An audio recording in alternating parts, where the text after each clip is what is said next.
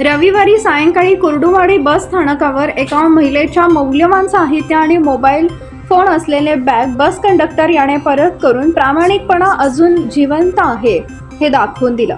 कुर्डुवाडी लहू बस स्थानकावर प्रवास करत असताना एका महिलेचा मौल्यवान वस्तू व मोबाईल असलेले bag bus conductor Balasaheb Lokhande यांना बसमध्ये बेवारस स्थितीत असल्याचे दिसले।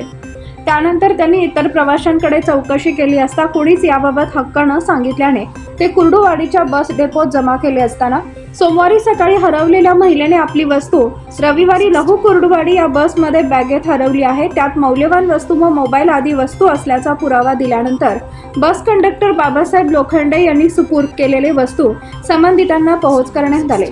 याबाबत बस कंडक्टर बाबासाहेब लोखंडे यांनी अधिक माहिती दिली। त्यांच्या या प्रामाणिकपणाबद्दल महिला प्रवाशांसह सहकार्यांनी लोखंडे यांचं कौतुक केले।